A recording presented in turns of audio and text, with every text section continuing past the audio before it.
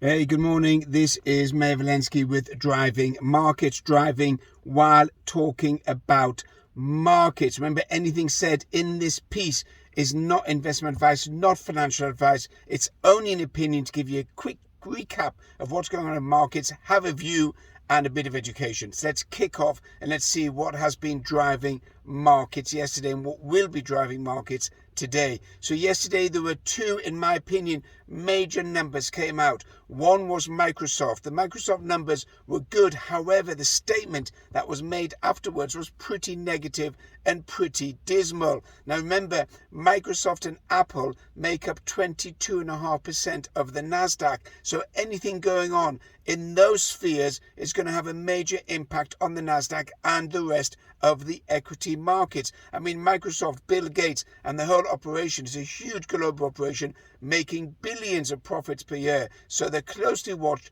by investors, by traders, because they are effectively a flagship, a bellwether, a benchmark of where the high-tech sector will go. And the statement came out and said clearly that the revenue from the cloud software will be less than anticipated in the next few quarters. And that put a massive dampener on markets. And markets sank as a result. The Dow, the Nasdaq, the S&P, the DAX, the UK FTSE all went down. However, around about midday, I would suggest, no, around about 1 o'clock midday, the markets began to reverse that loss, and they ended up more or less flat on the day. Now that is a pretty clear indication that traders and investors are looking to buy the market at any price. They want to push this market up and are discounting any bad news. So overall, any bad news coming out where the markets go down, it's probably a good opportunity to go long short term. However, throughout 2023, we are going to see a major reversal. We're going to see a 25 to 30% drop in equity markets. We need to be very clear about that. Now, obviously, all of that is my opinion. We could see 25-30% jump in equity markets. Very unlikely. Some of the major investors in Wall Street, like Michael Burry, who was the architect of the Big Short back in 2008, he is very negative and he's selling short some major stocks because he believes that there's going to be a major correction. Exactly what I believe. I also think there's going to be a massive correction, and I think all these stocks are far too high.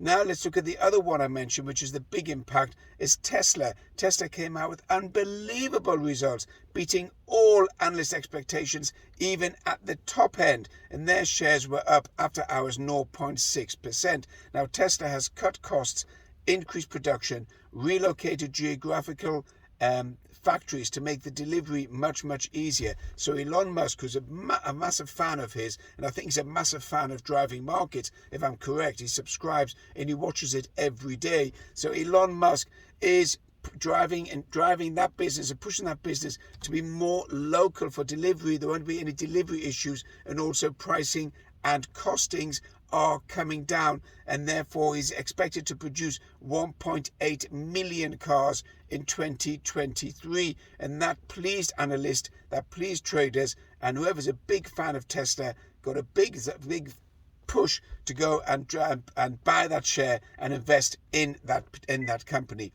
Tesla's probably going to go to 170, 180, and then it's going to top out at that level and then float down again to around about the 130 level, unlikely to go above 170, 180. That's my call on Tesla. But I'm a massive fan of Elon Musk, so I'm pretty bullish on anything that he does, including Twitter, which he'll probably relaunch soon and make it a much better platform, be the leading platform, better than any other competitor in the marketplace. Why? Because Elon Musk is a leader, he's a driver, and he's probably the top CEO globally as far as I'm concerned. Massive fan of his. The rest of the market, look at gold. Gold went up to $1,950 an ounce. Remember, I've been saying it's going to go to $2,000 or even to $2,100 an ounce in the near future, and it keeps on going there. Once it passed the major resistance of 1924, $1,924 an ounce, then it was, in my opinion, the only way up, and it's pulling up also silver with it. Remember, silver is a beta, B-E-T-A, a beta metal, and it's used in most products around the world, as is gold, but silver is used in more products than gold, especially in the semiconductor industry. So look at silver, look at gold as now driving the precious metals market upwards.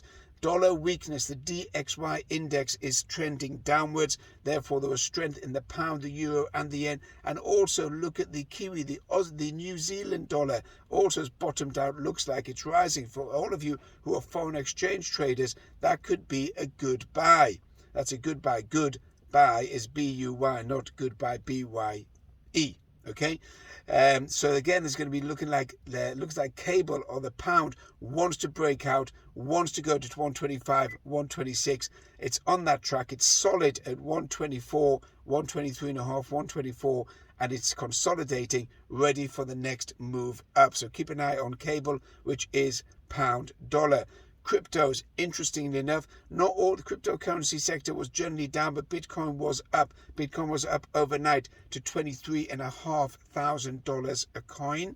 I have called the short-term near target at 25,000. At 25,000 could see a bit of resistance, but if it breaks through that, next level is going to be 30,000. Overall, in 2023, I'm looking at a major recession and a major market crash. So as much as the next few days, stocks, equity markets may be trending upwards, I don't think that's going to hold. I think we're going in for a 25-30% drop in 2023. So if you can build up a short position, I think you'll do very, very well. Oil also is pushing up slightly. Again, it's around about the $80 a barrel. It's 79.5, 80. There's a few concerns. If there is going to be a global recession, then oil will drop all the way down to around about $50 a barrel. So be aware of that. Not too sure where that's going to go. My call on oil near term is around about the $90 a barrel in the near term.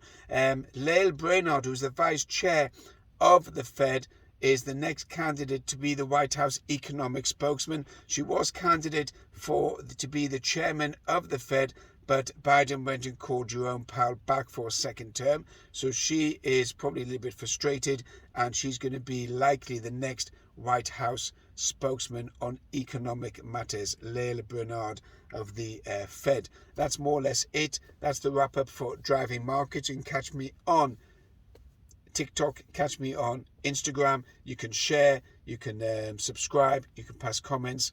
Have a good day.